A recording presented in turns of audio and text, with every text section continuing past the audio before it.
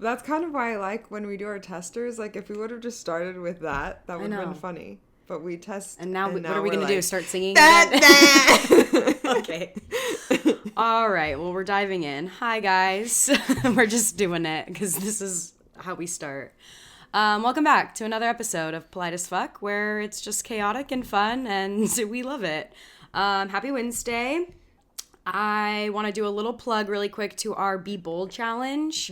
I hope that you guys are, one, following our Instagram, and two, getting out of your comfort zone a little bit and trying to join us for this kind of fun, it is fun, bingo challenge for all these activities to meet new people, hopefully get some like numbers and dates. We're putting ourselves out there. It's been really fun. I mean, it's only the second weekend in November, but it's been good. I'm excited to have more of a conversation of it. Yeah. So go out there, make sure you guys are doing that challenge, and let us know if you have any fun stories. Yee. That's my little intro. We also wanted to start off with some recs that we wanted to share with you guys. It's been a minute. It has been a minute. Well, because we haven't, I don't know, sometimes I like listen to the same things, so I'm like, I don't feel like wrecking the same podcast over and over and over again. But we finally have done like some different shows, different books, different episodes that we wanted to share. Yeah, we've been enthralled. We've been like eager to come home to read, which is, I like reading and I really enjoy reading. Yeah. This series is something else. So good. And it's so addicting. Do you want to say what it is? Yeah. A Court of Thorn and Roses. I'm sure people are so done with everybody talking about it, but I love it. You're done. I finished it in like 2 weeks, and the books are massive. Yeah. But you have a Kindle. Mine is like, I am at the point where like I can't eat my grip strength is like suffering because I'm like, it's so large and I'm like, I don't know what to do. Talking about a book, guys. It's a book. No, it's so good. It's fantasy, so cringy sometimes when you really think about it. The first book, I read some to Ellie before she started it, and I was like, this is so cheesy, but like so addicting. Yeah. But it only gets better, and I would recommend it to everyone. And she recommended it to me, and now I'm recommending it to everybody because it's so good. Who's that by? Sarah J. Maas? Yeah. You guys know. You know what we're talking about. It's like the first series, I feel like, in a long time where I'm like, oh, this is like Harry Potter, like a legacy of like Twilight, or, you know, those books that everyone read that there was like this cult following for. That's what I feel like these books are. I'm not going to put it up against Harry Potter, though. When you said that, I was like, I know, it's not your thing. I was like, I just more so meant like Hunger Games, Twilight, like those kind of things. Yeah, it is very similar to those things of like you have a series, there's multiple books, you're like, you can't put it down. Mm-hmm. Yeah, it reminds me of when I first read Twilight when I was a kid and I was up. I remember I had that loft bed. Mm-hmm. And I had like what do you call those? A nightlight, kind of, like a book reading light. Uh-huh. And I was staying up until like, I don't know, then was probably like 11 o'clock reading. And I remember crying so hard when Edward left Bella because I was just like such a fucking nerd. It's like that. Like, it's just, I can't put it down. Yeah, but better than Twilight. Yeah, way better than Twilight because there's sex. That's why. There's decent sex smut novel. Yeah. We just learned what that means. Sexual material. Which, yeah, I was like, what is it? And you're like, it's what we're reading. And I was like, what is it? No, that's a wreck. For another book, though, kind of a different vibe, is a novel called Mexican Gothic. I was at a bookstore pretty recently and was just, I know that I like historical fiction books a little bit where it like kind of takes you back. There's a little bit of history behind it. And so I was looking for a book like that. And when I came across this, it was recommended, you know, like those staff picks that they write stuff on there. It's not necessarily historical fiction. It's a novel, but it's so good. I don't even know how else to describe it. It's like a little on the scarier side. I read it before Halloween, and it kind of like put me in like this spooky mood. And it's by Sylvia Moreno Garcia, and it's really good, and I recommend it. That's my other book. Two different spectrums Very of books here. vibes. Books, reading. Books go out are and read. good. You should read. If you want to watch shows, we just finished Top Boy. And that's the most anxiety-inducing show I've ever watched. I had to pace back. If I would get up from the couch and be like, I would be like, oh my God, oh my God, oh my God, oh my God. Like, I could not handle it. Yeah. I just anticipated someone dying at every second. Every 5 seconds, because they do. Yeah. It's like not a typical show that I feel like we would watch. No. But it was really good. And Well, I don't know. We have like different, like our taste in shows and books and everything is pretty like a wide range. I just meant like shows that we've watched. We haven't watched anything like that together. Yes. Like Drug Ring, based in London, very drama, pretty gory. Very gory. But like it gets you, it's like you want to know, it's kind of like Breaking Bad, not the plot, but where you start to feel for the bad guys. Like everybody's pretty much a bad guy because it's all about like drugs and stuff, but you just like get so emotionally invested in these like shitty people that you like don't want them to die. I'm looking at myself in the mirror. I was like, what's happening over there? Yeah, Top Boy, that's really good. For another show, God, Erica's gonna literally kill me for recommending it, but it's so interesting. Oh no. I think everybody should at least go watch the first episode. It's Naked Attraction. No. On Max. I have never ever seen or heard of a show like this before in my life. It was a recommendation for us to watch based on our episode that we did recently on beauty standards of just what you look for in people, what's attractive to you, what's not attractive, all of these things. And a friend recommended it to Erica, and so we were like, let's just Alex, watch. She has an episode. Yeah, oh yeah, she does. Go back and listen to that. Hilarious episode on dating. And so we watched the first episode, and be prepared. I think I was not. I even said when you were explaining, like they basically judge you. They show you like bits and pieces of the body, and you have to like judge it. And they're like butt ass naked. And so I was like, okay. And then I'm thinking, we went on a walk, and I was like, so do they like censor it, or like how do you know? They don't censor it. It is full vag, full dick, in your face, the whole hour. It's a lot, but I thought it was really interesting. Erica could barely, she was like, please skip ahead. Please get to the end so we just know who wins and we're done. It is a lot. It's a lot of just nakedness. But I thought it was really interesting because they give you stats. Like they give you like about the pubes and the pheromones and all of that stuff. Yeah, Erica hates it. I say watch it, try it. It might be something you're interested in, especially if you're trying to like learn more about what you like, or also just kind of feel a little bit more comfortable in your own body because you see these people go up and have all of this confidence because there's different body types, different people. Yeah, it's really interesting. I just want to say, it wasn't the nakedness that bothered me. It's the critiquing of someone's body when they're standing right there and they can't say anything. And they're like, oh, like I've never seen balls that hang this low. And like, that's not for me. I'm just like, okay. Yeah. I don't know. It feels like the thing that makes me so mad and like I would fight someone is when people critique physical things about someone that they can't change about themselves, or like make fun of them for like a physical thing, a physical trait. Like that grinds my gears. So sitting there watching this, I'm like, I hate this. Yeah. Like if you don't like something, I don't know. It's just one of those things that's like keep to yourself. But I get that's not the point of the show. But the stats were cool. Yeah. It does take you out of your comfort zone a little bit of just like, oh, okay, wow, they're really going, like, they would go in and, like, analyze, like, literally, look.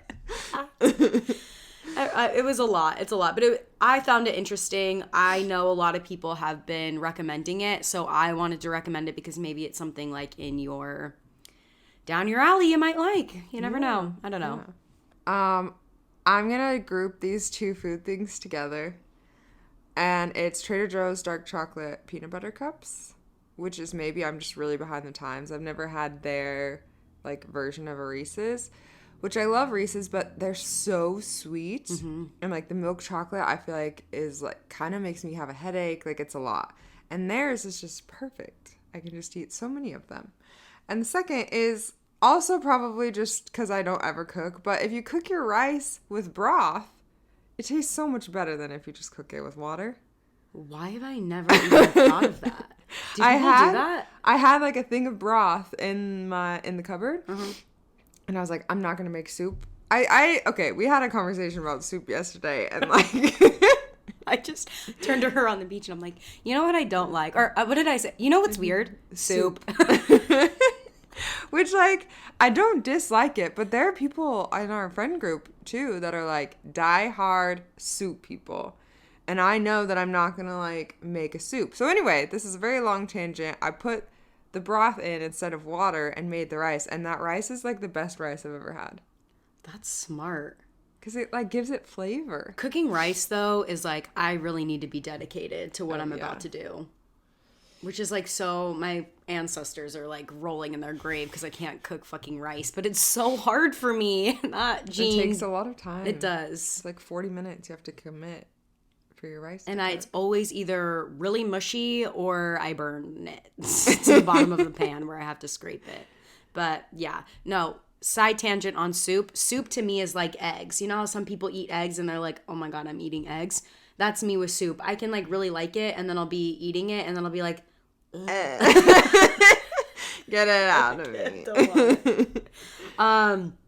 On the food roll, one of my recs, which is like, people are gonna like roll their eyes a little bit, but your local farmers market. I am wrecking a local farmers market. It is so fun. You meet people, you people watch, you look at local vendors and what they have to offer. Even if you don't buy anything, it's hard for me because I don't know how to say no. Like, we got roped into buying a $10 milk, but it is really good. It is really good. It's like a hemp milk. Yeah, but most people are giving out free samples, so you get, like, a little snack along the way.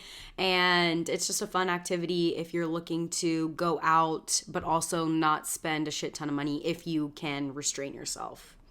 Yeah, no, the farmer's market's great. They have good, like... It's good for dinner, too, like, to go there and just get a meal. Like, we got this pizza that was so good. And the portions are pretty large. So if you're buying a meal, you know it's either going to, like, sustain you for the rest of the day, or you get to take it home and eat it the next day, like I did with that delicious pizza. Mm-hmm. I'll group these two together. They're not related, but I did find the face mask that I was telling you about. Oh, yeah. It's called Dr. Dennis Gross, Gross, and it's a face mask. You can buy it at Sephora. It's just one of those ones that you just, like, put on your face, not like a... Yeah. It's not like the ones that you rub in. It's like you paper. peel it off. Yes. Wow. What? I'm glad I knew what you were talking about. Thank you. I feel like I use face masks, and I never really notice a difference. You just feel, like, cleaner or whatever. But this face mask, I swear, I took it off and I was like, whoa, my face is, like, brighter and, like, clear. Like, it did what it said it was gonna do. It's a little bit expensive, but I felt like it really worked. And then the other one is using the AI tools on Spotify, like your Daylist or your DJ. I think it's so fun because if you listen to music as, like, often as I do, which is, like, every second of the day, I never know what to listen to. And so it's nice to have this, like, the names are wild, what they come up with. But, like, oh, hey, here's a slow R&B, like, morning playlist for you. Or, like, here's what you were listening to 3 years ago. And, like, reminds you of, like, music you listened to. And I think it's fun. I am so grateful that I have you in my life for so many reasons. One of them that I was thinking about recently is that you show me music and show me things. This is going to be so embarrassing, but I feel like when I first came down to San Diego to visit for whatever weekend that was, we were listening to a song or something or a playlist, and I was like, what is this? And you were like, oh, it's like this song's radio. And I was like, what the fuck does that mean? So I went home and I literally had to I Googled it or I did something and found it out, and I do it all the time now. I had no idea. And then when you yesterday was like, oh, have you tried your DJ? And I was like, what are you talking about?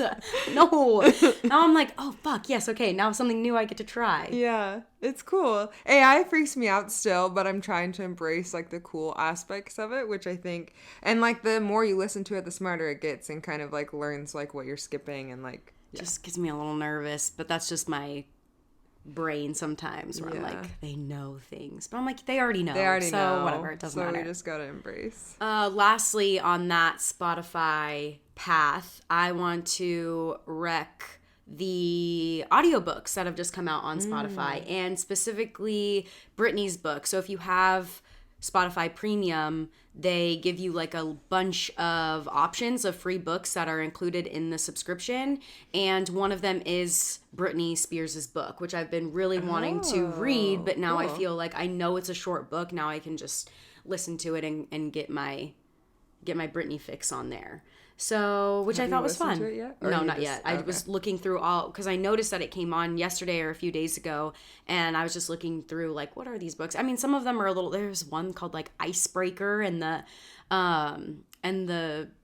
whatever novel cover is like a cartoon of this like figure skater and then this like jockey hockey player, and I'm just like, oh my god. So there's books like that, but then there are some like good ones, and I think it's just so if you're going for a drive, so now I get to like switch it up a little bit without having to pay for or have a credit like how I do on Audible. Yeah, no, I think it's really cool that they're doing that.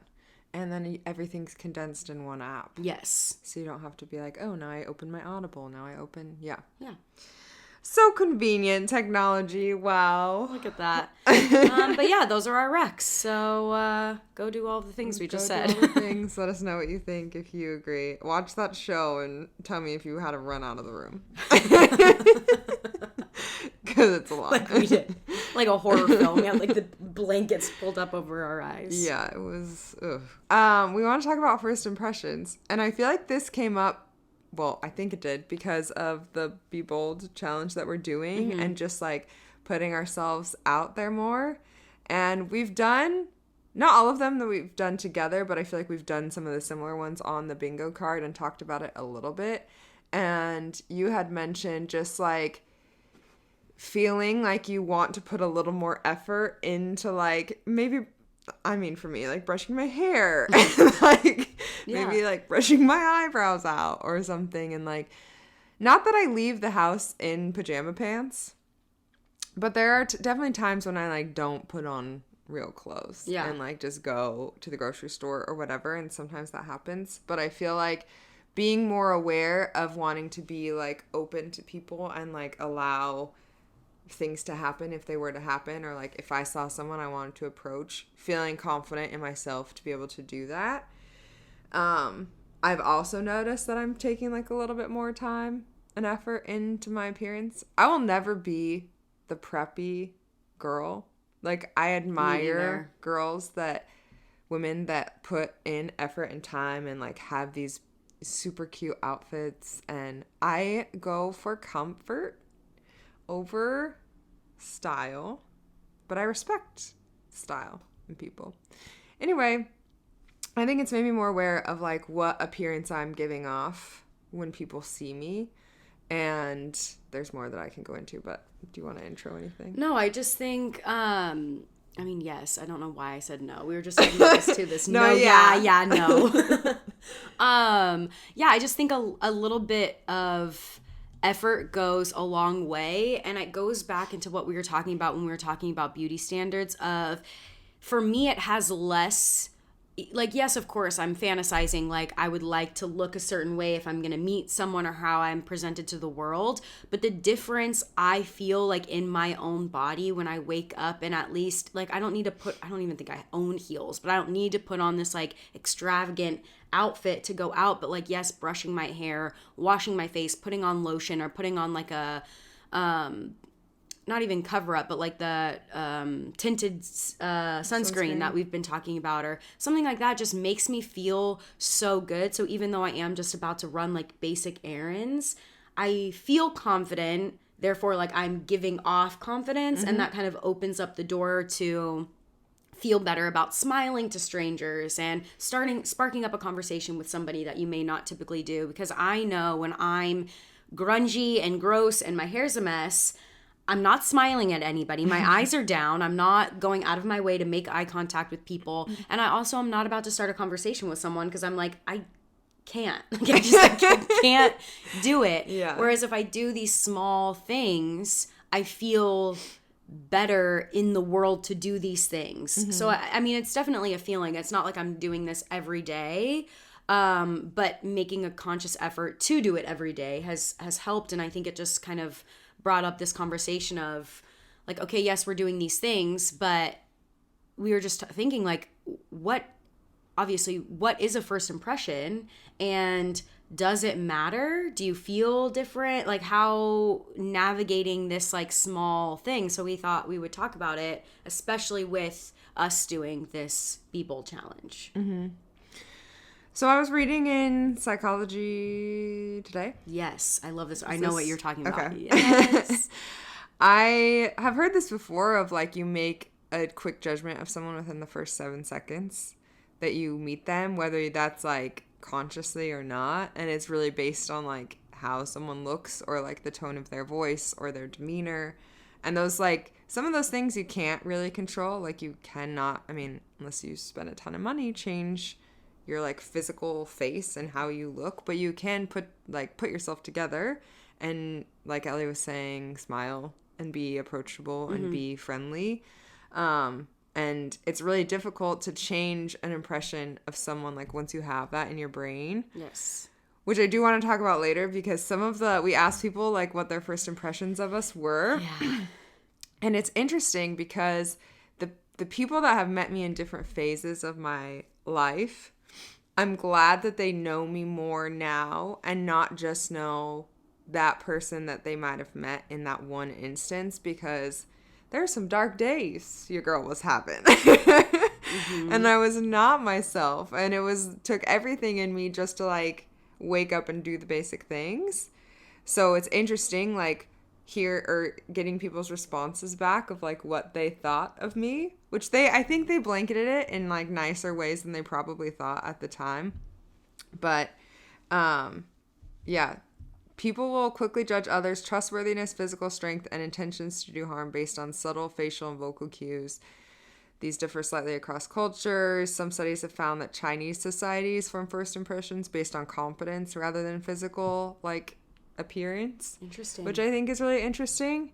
And I will say, like, if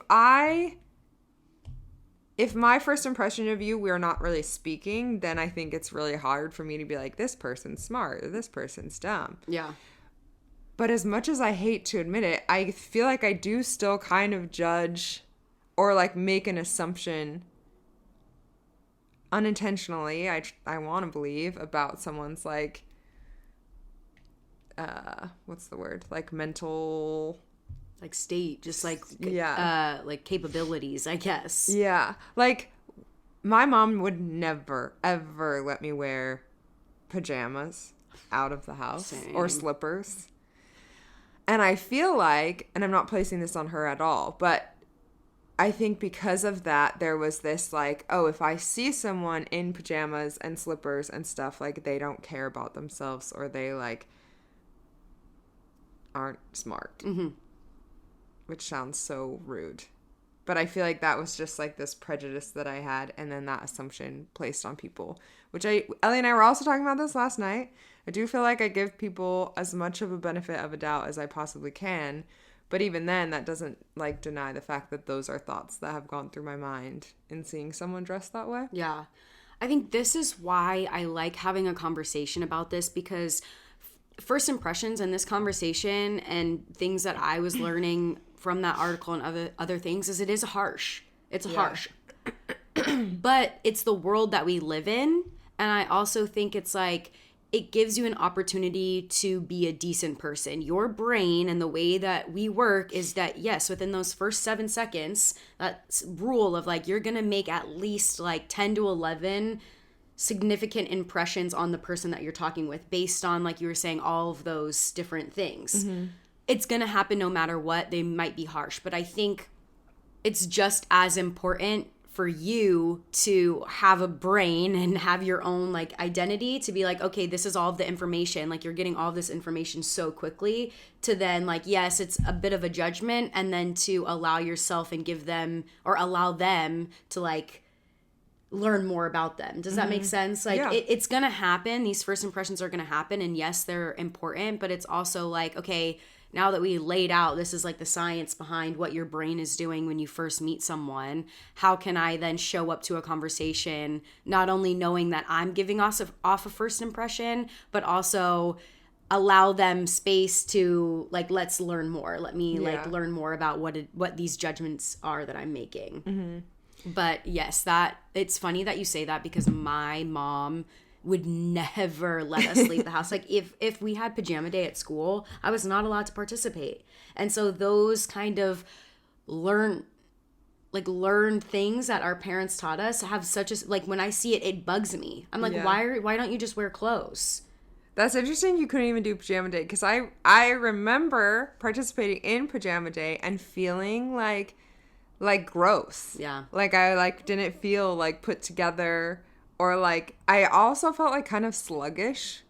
Like, because I'm, like, still in my pajamas, you know? Yeah. Even if I put on, like, a fresh pair of pajamas for school, like, I remember that feeling of, like, I'm not, like, alert and ready for the day. Yeah. Also, most of my pajamas are just, like, clothes that I have, like, are just large. Like, yeah, my shirt dad's old shirt. Yeah, like, just, like, grungy clothes. But, yeah, that's really funny. I just think it's so interesting how, like, fast our brains interpret things so quickly, and how much information we can, like, process with someone, like, talking, how they act. Like, it's so, like, basic things that I don't even notice. But what I also think, too, is a lot of my first impressions, like, what is important to me, also then becomes something that I'm either, like, really interested in, or, what's like it goes like something that might be my ick to something that's like my, not turn on, it's not that like crazy, but just something that I'm like, oh, this is attractive. Like fascinating. Yes, fascinating. Yeah. That I'm like, oh, this, I'm attracted to this. And some of it comes to like, the way that you stand, the way that you speak, the way that you like hold yourself. Like, are you like slouching or not? How your hair is done, all these things. Like, again, it's a judgment, but like, you're going to do that anyway. So how can we, like, navigate it to not be a bitch? Because I come off as a bitch, which we'll talk about in a little bit. Well, I think what was interesting in this article, too, was it was talking about, like, the, how people are so self-critical after they meet someone and, like, oh, they, like, didn't like me, or, like, oh, they thought this about me, or, oh, like, making all these assumptions. And people may also be fooled by the spotlight effect, which leads them to believe that others are hyper-focused on them, judging every interaction. It's like, I do not, like, even if I make quick assumptions about someone and, like, it was such a brief interaction, or if it wasn't, I am not thinking about them later. Unless they did something horrendous, or, like, were just so bright and a lovely part of my day, I'm not thinking about them. But I just thought it was interesting that got brought up, because it's like we are quick to judge other people, but then we spend so much time worried about like what other people are thinking of us when they are literally not thinking about us. Fully. I leave interactions, and yes, my brain has done all of these judgments and processing all of these things. One, I have horrible memory. So even if I have a first impression of you, it's typically the second, third, fourth time that I've met you. Like, rather than the first one where I'm just, like, judging your appearance or, you know, just, like, the basic shit that really doesn't matter. Mm-hmm. And then, again, I have horrible memory, so I'm probably forgetting all of those things. Two, I'm leaving a situation and I am thinking about nothing but myself. Like, oh my God, I was slouching, and oh my gosh, I said this word wrong, or I stuttered and can't speak right, or my hair was off, or, you know, whatever. Like, I'm so focused on me that sometimes it brings me comfort, because I'm like, so is everybody else. Yeah. Like, when I leave that situation and I'm in my mind of like, oh my gosh, they're judging me, and look at what I was wearing and how I look, and I'm wearing two different earrings because I'm a fool, and all of these things. Like, I then walk away thinking like, oh my God, they're probably thinking the same exact thing about themselves. They're not even thinking about any of these things. So it brings a little bit of comfort to me, at least, knowing like, sometimes like, damn, I'm so selfish, but I'm like, so are they, so it's fine. Yeah, like, but also, like, people really aren't thinking all the negative things you're thinking about yourself, so just, like, stop. Another thing that this article brought up was, like, yeah, you're making first impressions with people that you meet personally, but we also have to take into account online and, like, your digital footprint and what people, like, the impressions that you're making on what you're posting and sharing and stuff, which, like, is hard because I feel like people that, like, follow me or whatever, most of them know me, and if it bothers you, then unfollow me, and I don't really care, because then whatever. So, like, there's that attitude in my mind of, like, if you know me, then you get this post, or you, like, appreciate whatever I did, and if you don't, then good riddance. Yeah. But it did bring up, like, if you have, like, spelling mistakes, or if you, like, have bad grammar. And so my mind shifted then towards working, which I know your job in the past hasn't been, like, all on the computer. But, like, the majority of my communication in my previous jobs has been all online. Mm-hmm. You have, like, Zoom calls and stuff. But I am, like, hyper aware of grammar, which is annoying. And it's your job. But it's my job. So it is, like, even if it's not something that I'm like, you're an idiot, in the forefront of my mind, there is in the back of my, like, it, like, bothers me almost, of, like, you need an apostrophe, or you need it. And then I'm like, I'm that annoying person. I hate that. Yes and no. I mean, I'm probably not to the extent of you, because I know my grammar isn't the best, but I also think that there are certain things that you can do that are really easy in order to establish a professional first impression. Mm-hmm. And to me, I think it's very important, and it speaks a lot to where those people want to be. Like, you know that saying that's like, dress for the job you want, not the job that you have. I think it's the same in any professional instance. Like, when you're writing an email, even if it's to, like, I worked in a before and after school care as a site director. It wasn't like I was off changing the world or this crazy super professional job. But I also am like, I want to establish my professional, like, appearance to whoever it is that I'm talking to, whether it's a parent, whether it's like my supervisors, or even when I'm emailing, if I have to email my, like, employees, I would like to, even though I'm, like, chatting with them on a day-to-day basis and we're just, like, hanging out, but when I send an email or even a text message, like, I double check, like, is my, it's just little things like that, which I think are so important. And when people, to me, it's lazy, and it makes me feel like you don't care enough about what you're doing. Mm-hmm. So even though, because it's like, I when I talk to you, granted, if I'm in a meeting with a principal, I'm going to, you know, speak as, you know, professional as possible. But most of the time, because of this, like, work environment, it's very low key. It's not super professional, so we can kind of like joke around. I can be a little bit more myself. I can let things slip and, you know, joke around with whoever.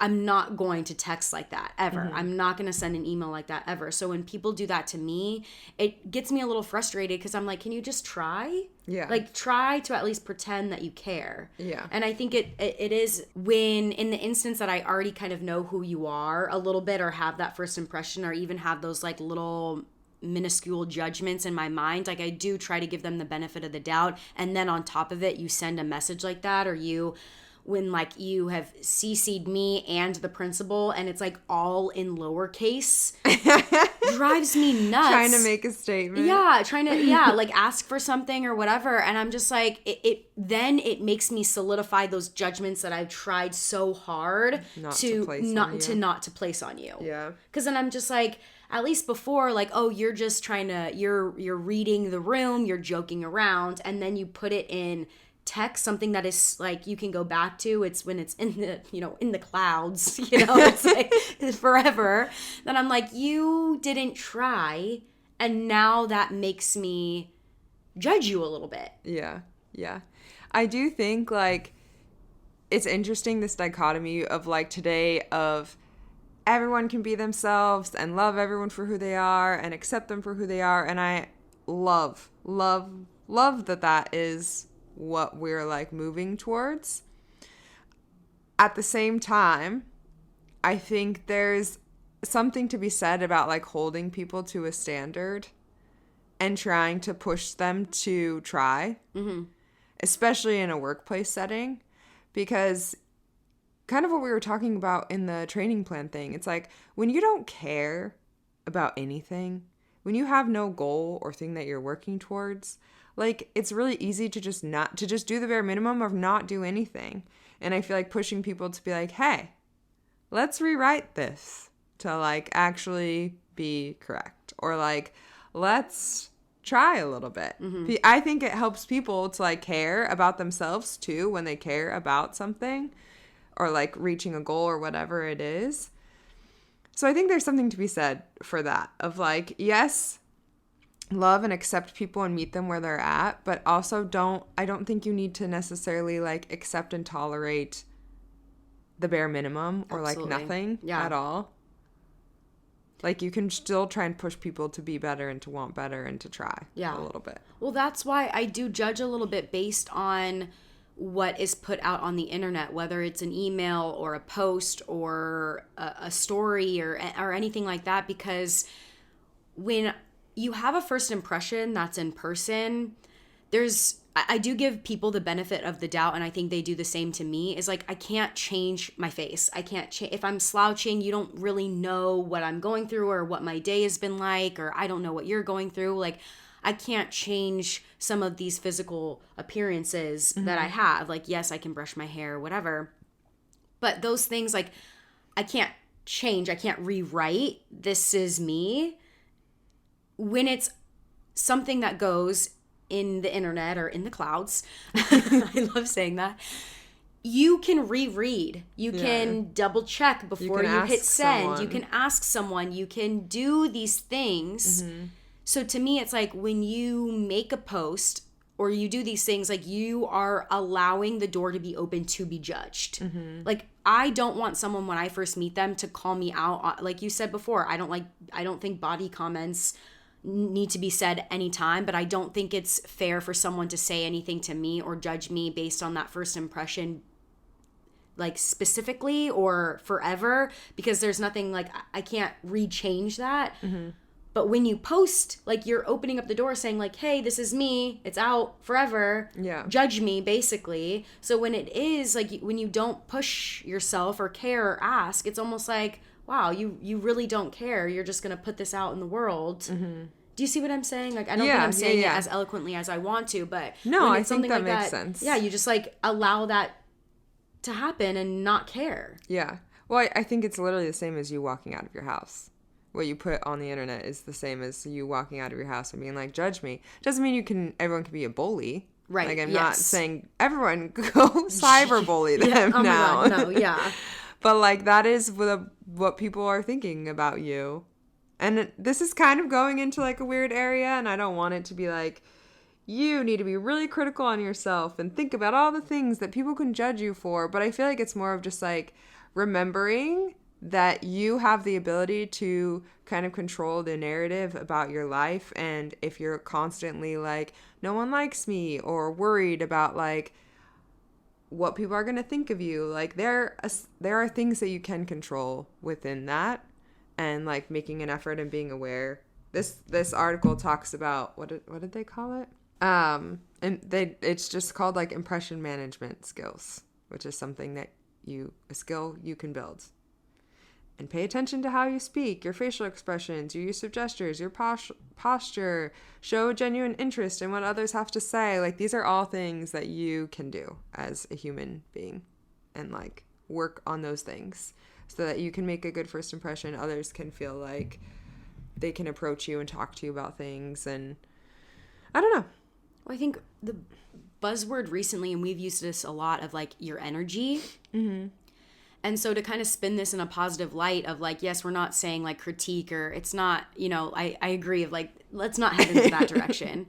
But I think, you know, we've talked about it quite a bit, and there's a lot of people talking about like the energy and who you are as a person, and how your energy is around you, your aura, your confidence, that goes into everything in your life. And so if you just kind of shift your focus into thinking like, that's my energy, like before I send an email, how is it that I want to present myself to the world? Just as like when I leave the door now, how do I want to present myself to the world? What do I want to contribute? How do I want to look like? How do I want to speak? Like, yes, this is me, but I can do a little bit more to show the best sides of me to the world in order to be receptive to the good things, to bring in that good energy, because I'm putting out this good energy. And I think it goes to, you know, how you post, how you email, how you interact with everybody, because these first impressions are so important.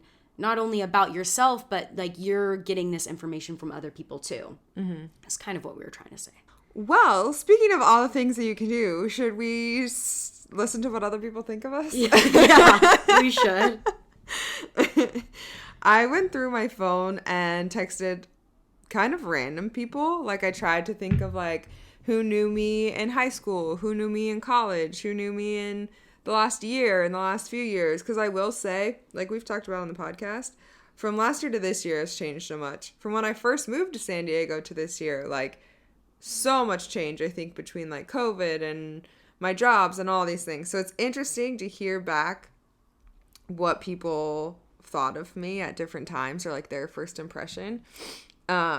We did ask people to send like voice recordings so we could play them.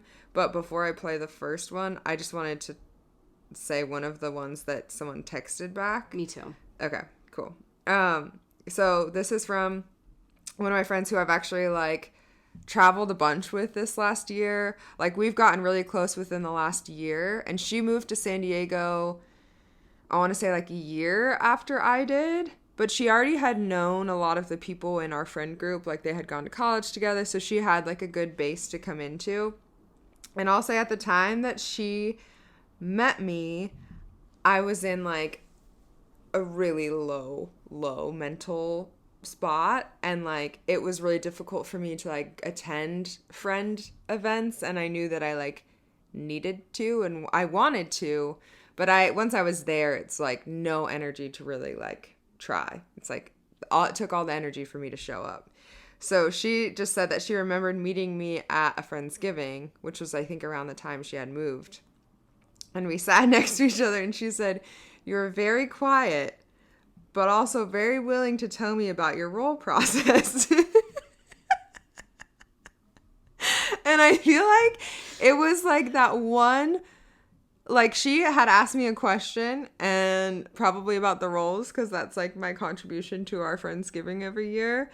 And I think that was all I could really talk about, because it was like, if we dive into anything personal, I'm probably gonna like cry or be really upset, or just like, I can't do that. So let me tell you all about the roles that I made today. I love that. And I'm just glad that she like made more of a concerted effort to like get to know me the more that like I attended things, and was like always very friendly with me. But I think it wasn't until I could be in a good headspace to like kind of match that we've like really bonded. And I do think it goes both ways. Like you can only build a relationship with someone so far when it's like single-sided effort. But that just kind of goes back to what I was saying in the beginning of like,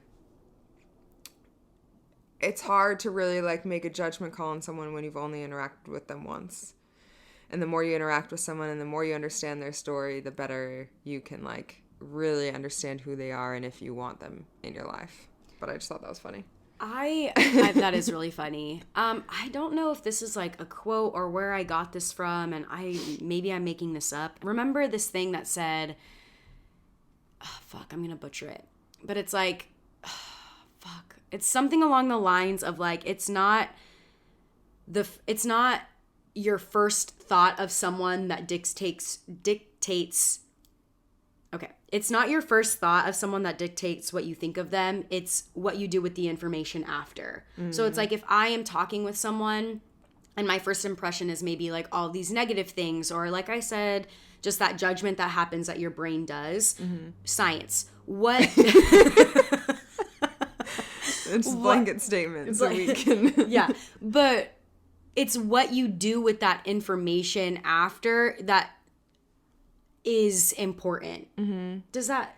Yeah. Because I think for this example, like, clearly she noticed how I wasn't really speaking at this dinner. Like, I was in attendance, I was sitting in the chair, but I was not a part of the conversations or group.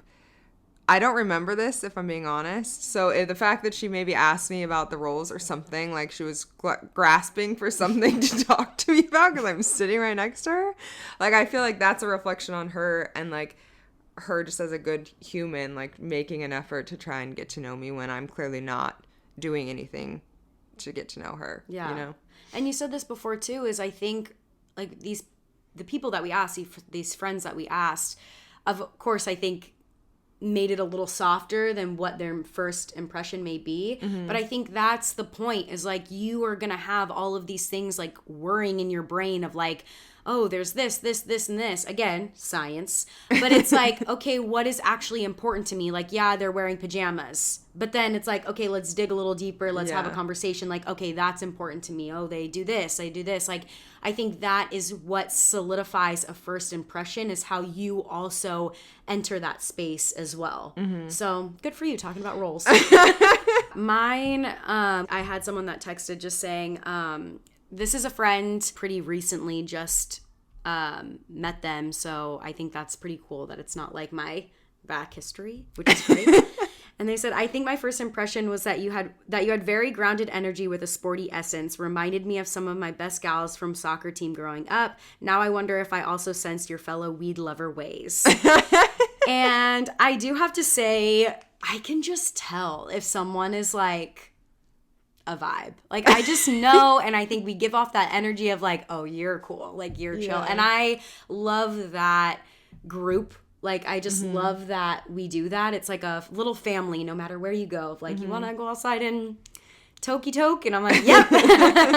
So I love that is what she had sensed. Yeah, no, that's so cute. And also, like, I love the sporty edge or whatever she said in that message, because that is true. Like, you are athletic and active, even if, like, the association with weed is often, like, lazy and, like, you're just lounging all the time, which I think is a good balance. Like, you don't necessarily want to be around someone all the time that's like, go, go, go, go, go. Yeah. Like, you can No, chill. I really liked that. It made me feel like, okay, like I can see it. It's very true. Like, I like that. I'm like, I can take it.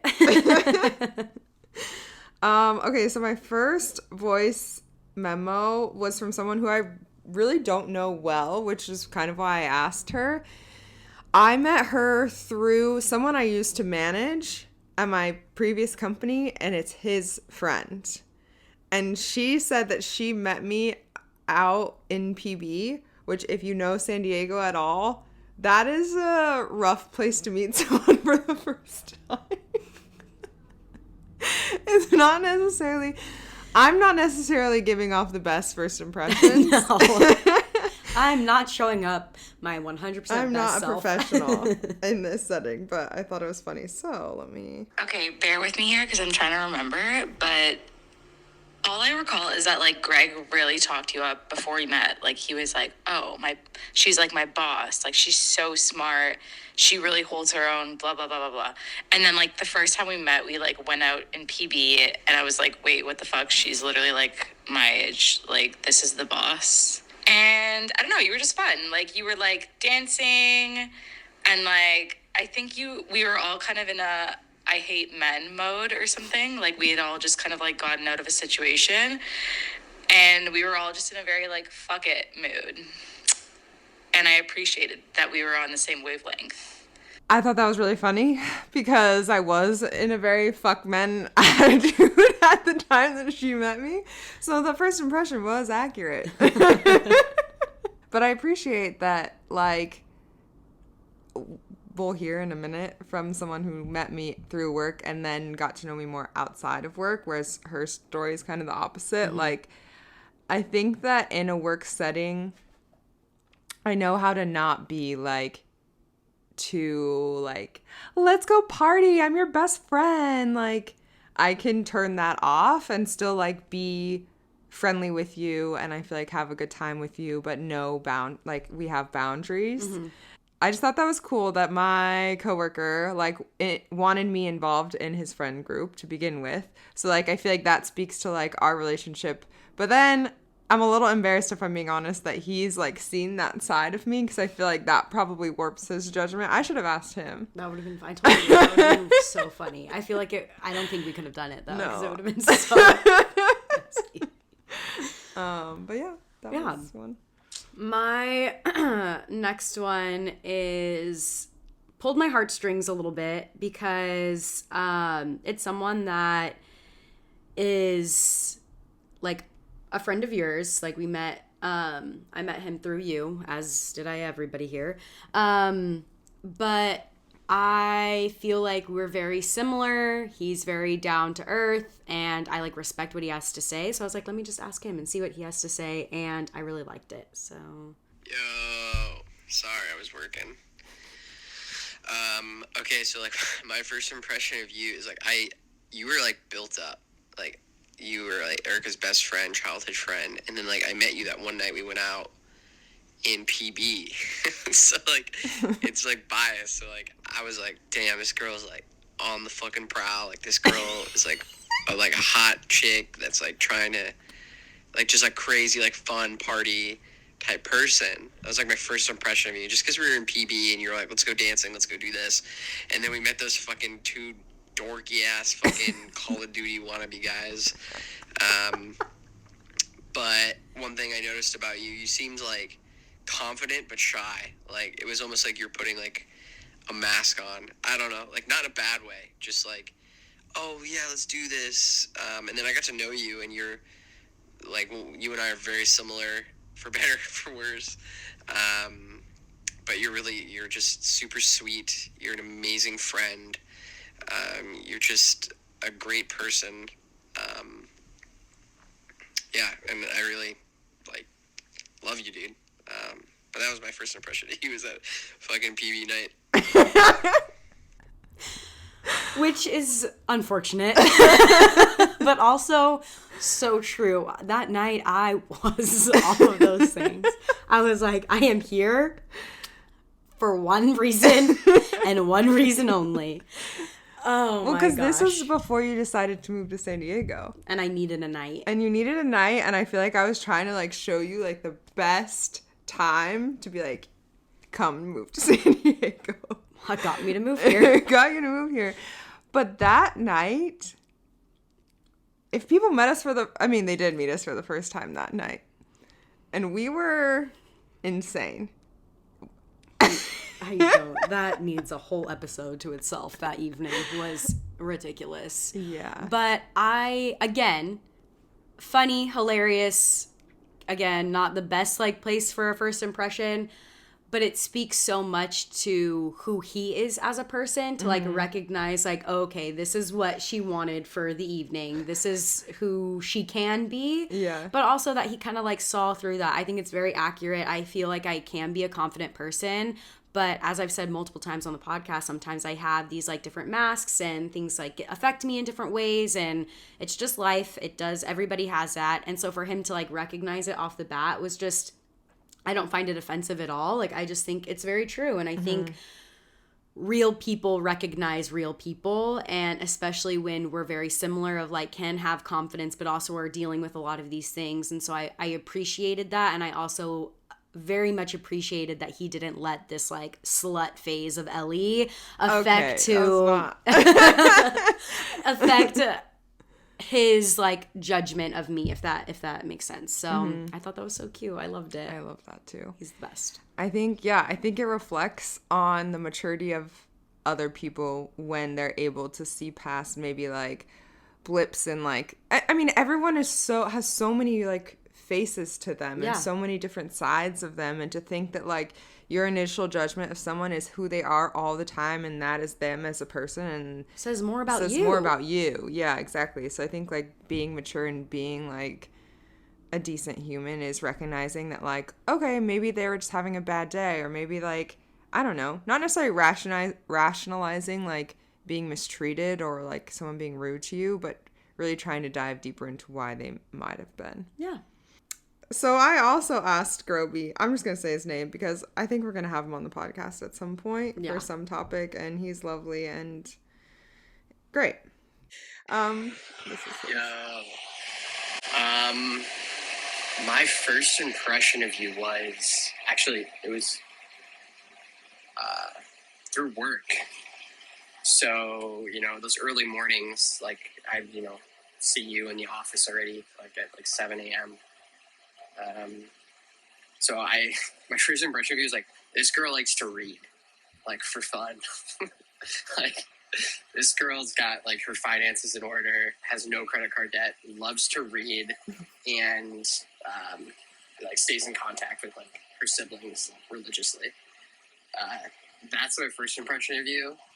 And then I was, like, intimidated by you in a way. I also thought, this is going to be kind of offensive. You're, like, very mature. Like, I thought you were way older. It was shocking me that when I found out we were the exact same age, because you are very mature. And I thought you were much older. And then I got to know you outside of work, and you're just so fun. You're so caring, so genuine. And one of the things when we first met I really liked is you would, like, set boundaries. So in a really nice way, like, hey, like, for example, I'd, like, come up to your desk and do bits. You're like, hey, Groby, like, I just need a second, like, give me a minute. But the way you said it wasn't, like, a mean or negative way. It was like, oh, yeah, absolutely. I don't know how to describe it. That was my first impression of you. Just very put together. And then I got to know you, and it's been awesome. I have always been, people always think that I'm way older, which I think I've been upset by in the past, and been like when in high school, people used to be like, with my mom, like, oh, is that your sister? I'm like, so do I look like a 40-year-old woman? Like, that is what would go through my mind. And then I'm like, no, maybe my mom just looks really good for her age. And I am an oldest sibling in a military household where, not to my dad's own choosing, has not been as present as he probably would have wanted. So I've taken on more responsibility than most people my age. And, like, these are all, like, thoughts that I've had now. But I feel like it still sometimes, like, hurts. I don't know if hurts is the right word, but, like, makes me like, so am I just, like, boring? Like, am I not, like, fun? And I feel like when he met me was also when, like, yeah, I was in the office before 7 a.m. every single day and would stay most of the times, like, through dinner and get home when it's dark. Like, I was really working really hard. I was not in a good headspace. I was stressed out all the time. And I appreciate that he recognized that, like, I was trying to, like, conserve my energy by being like, you're really making me laugh, but I'm about to lose my fucking mind. So, like, can you just need 5 minutes, some space?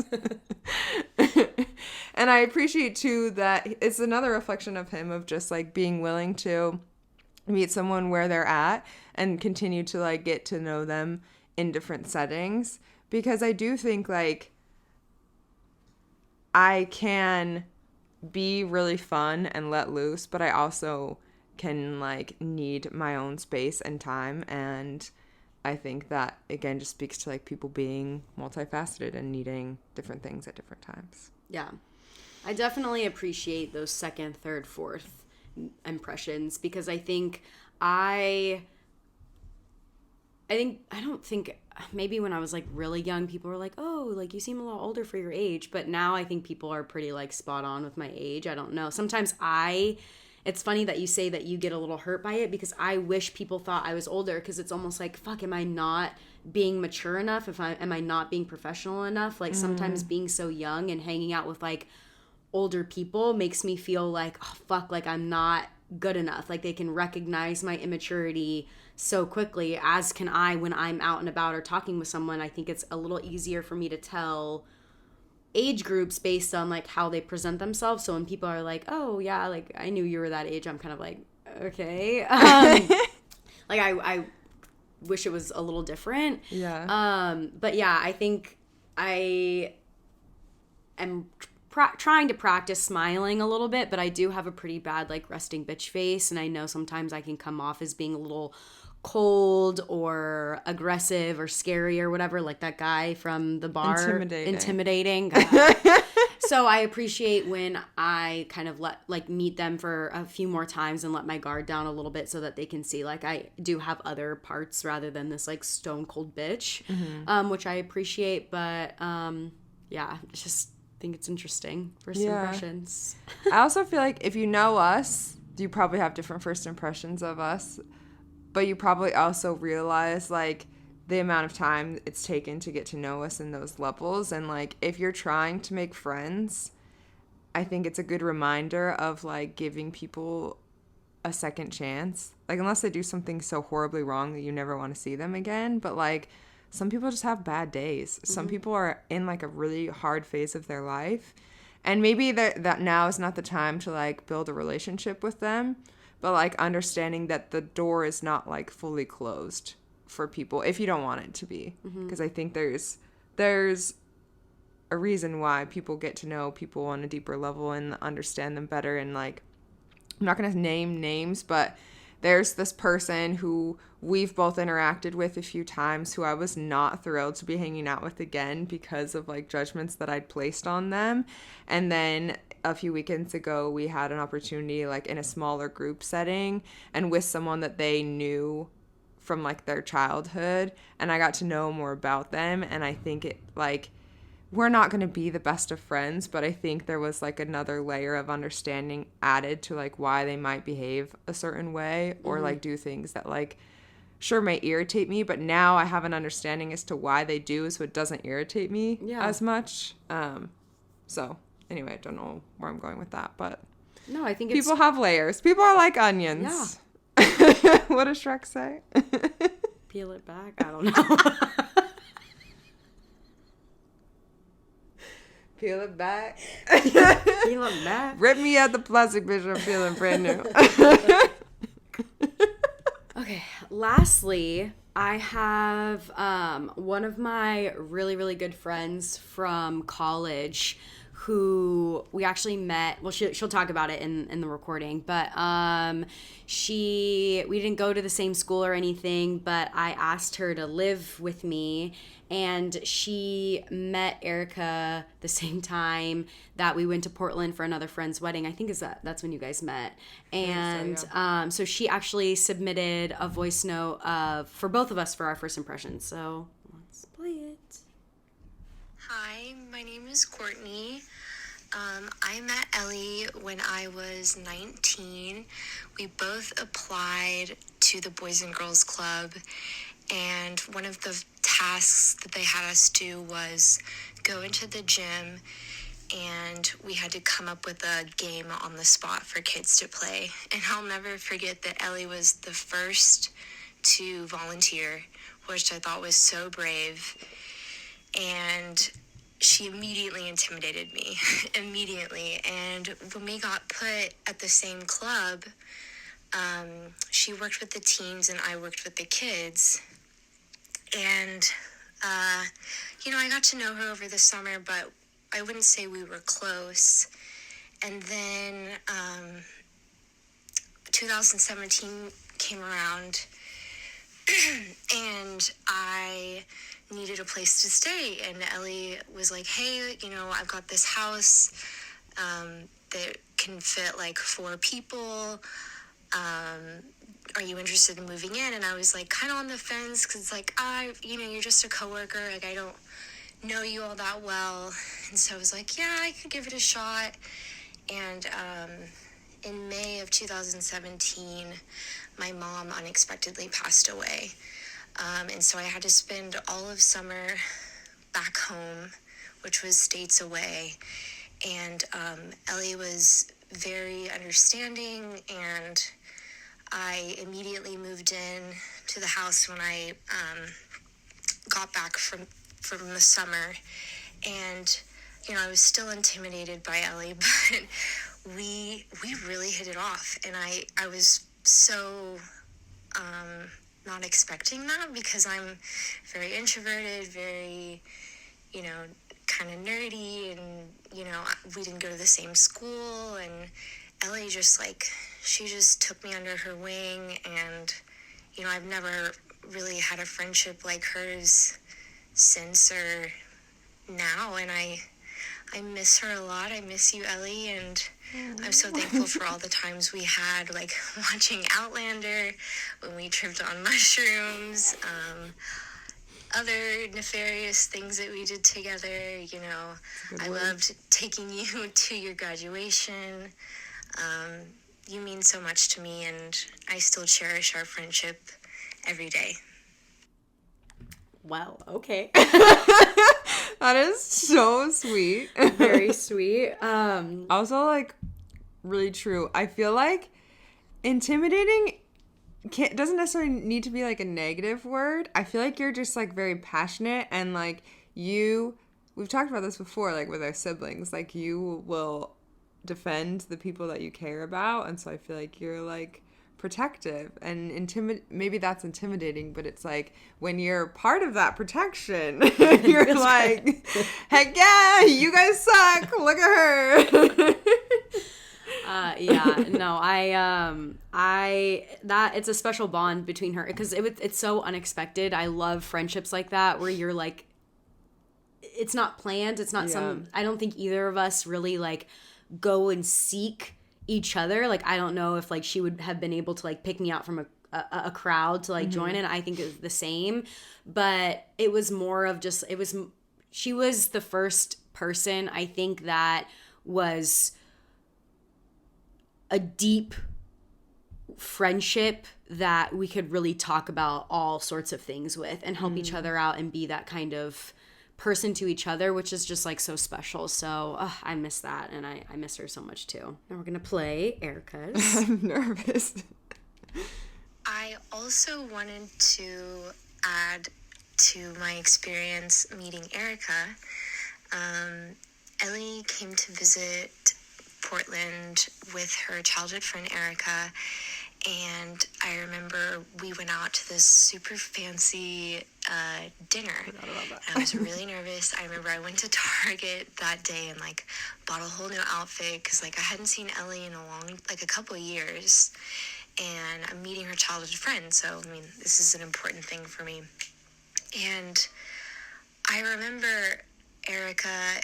The first thing I noticed about her is her smile. She has a beautiful smile. She's got great teeth, and she was so kind. She let Ellie and I catch up and basically dominate the conversation all night. And her and I caught up, and I got to know a little bit about her, and she never was, there was never any awkwardness between us, and I'm a pretty awkward person, so her and Ellie ended up coming back to Portland, I think like a year or so later, I'm not quite sure. So I met her the first trip.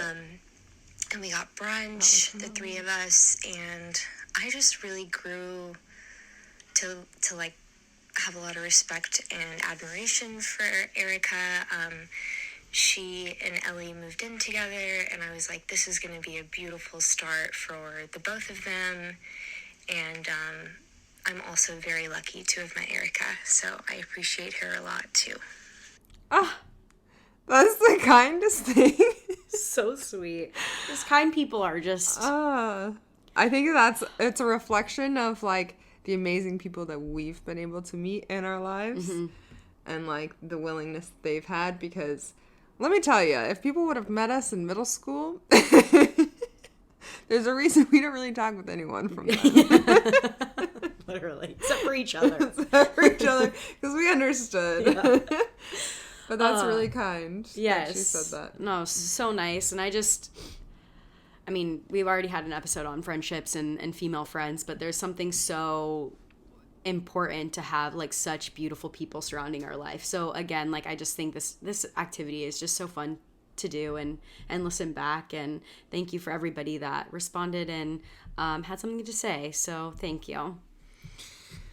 Yep. Oh, goodness. Should we close it out with this really horrendous one, or should we not talk about it? No, I think we should. Okay. I don't think you should play it, but I think it's worth a conversation. To end this episode, we are going to rant. Because that is what one does. That's what Polite as Fuck is for. If you guys haven't already got the memo. And I think that's why you guys come, is for this juicy stuff that we leave at the end. Because I'm going to let you just, because I get so furious. I'm so annoyed. Anyway, continue. So we've talked about this before. I don't know in what episode, about, like, we were in Portland. We, like, met this guy. I thought he was, like, I mean, we both kind of thought, like, whoa, this is someone who is, like, mature, put together, like, is willing to, like, get to know more about, like, women and what they go through and understand why. I don't know. That was the first impression. Good first impression of this person. Very good. Very good first impression. Yeah, and we were, like, deathly hungover this day. So it was, like, difficult for us to function, and he still managed to break through that barrier of wanting to die. Yes. And I shot my shot. I slid into the DMs. I responded or something to a story. We started talking, and the more I got to know this person, I was like, no. This is not doing it for me. I felt like I don't want to label that. But in the Psychology Today article, if you read it, it talks about, like, how narcissists can make really good first impressions, and then you just learn that everything is about them. I would fully call him a narcissist. Self-centered and delusional. Yeah. And also, yeah. Okay, no, I am going to say something. He is like, and this is a full judgment, I don't give a fuck, but he is this person that came across as so smart and wanting to change the world. He had a lot to say about feminism, about people of color, about the way that men represent other men, and how men should just kind of allow themselves to be a little bit more open and knowledgeable when it comes to feminism and all of these things. Like, I was, like, blown away by some of the things that he had to say, because I was like, this is awesome. You seem like a genuine guy that we would want to have a conversation with. Erica went in, started to get to know him, and was just reading me some of these things, and he is a fucking gaslighter. Definition of gaslighter.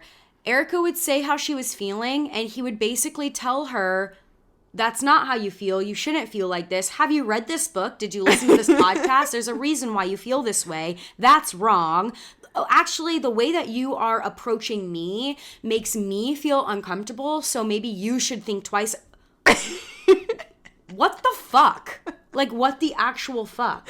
It was crazy. It was so annoying, to the point where, like, even if I'm not even going to have you go through some of these messages, but sometimes, like, he would gaslight you. Yeah. And to the point where it was, like, so frustrating that thank God you had, like, you have a decent head on your shoulders, because anybody else, like, would kind of be like, wait, shit, like, should I have said that? Should I have, like, expressed how I was feeling like that, or just not allowed that boundary to be crossed because you had placed certain boundaries of how you want to be approached in the conversation that was being had, and what conversations to have, and how you should be talking to each other. And you made that very clear, and he basically told you you were wrong. Yeah.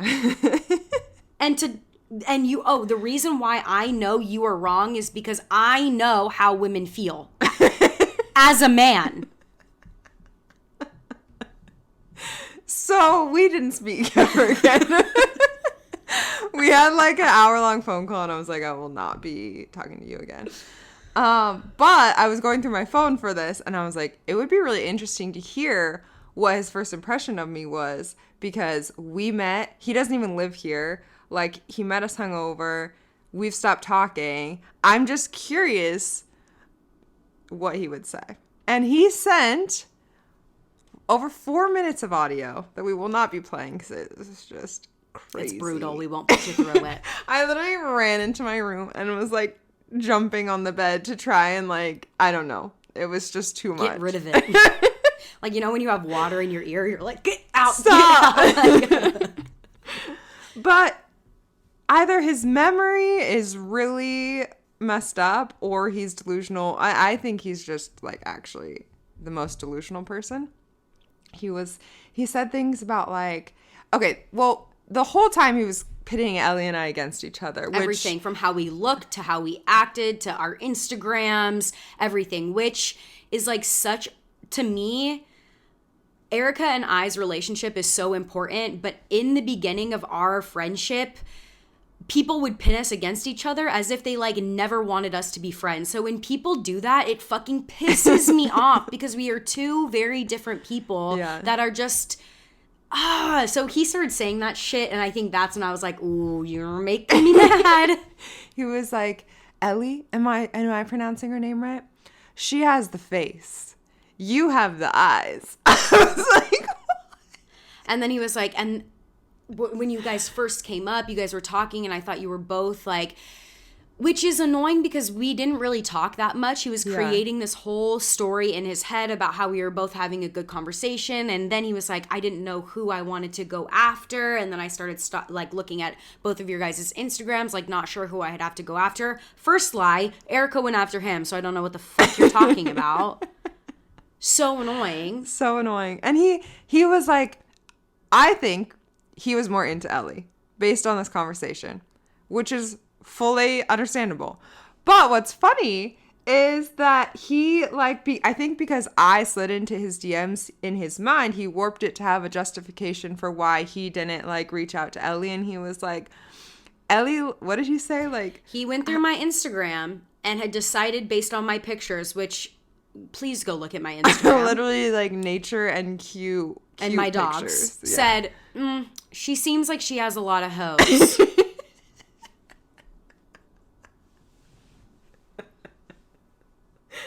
So stupid. It's okay. So stupid. And even if she did, fuck you. I also think that I don't think that he was into me first. I feel like he is the worst. Because I think you messaging him about this first impression opened up the door to both of his impression of both of us, since we met him at the same time, realized it didn't work for you. So let me go for the other one. Let me shoot my shot in this voice message on how I can play the nice guy to be like, oh, well, like, I was really interested in you, but it didn't work out. So let me switch up the narrative, flip the script a little bit, and say, actually, Ellie had the face, but she kind of seemed like a hoe, so I wasn't that interested. But, like, she seemed really cool. I'm not sure if I'm pronouncing her name right, but, like, you seem cool too. And I'm just like, you're a liar. Yeah. You're a liar. You're lying. But what was interesting also about this whole message is that, like, even though we're talking about the things that he said about us, the way he was, like, wording it was all about him.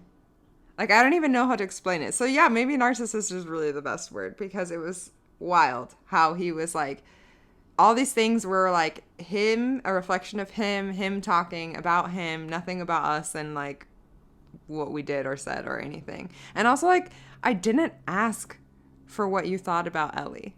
Not that I didn't like want No, to hear. you I get that didn't. he met us at the same time, but I was asking because we're the ones that had the conversation and we're talking and getting to know each other. So I was curious about what he thought about me for this. But it was just weird that he brought us both in, pitted us against each other. He also said that he like thought that I wasn't like being honest about my ethnicity and that I sent him pictures of my parents and they didn't look like me.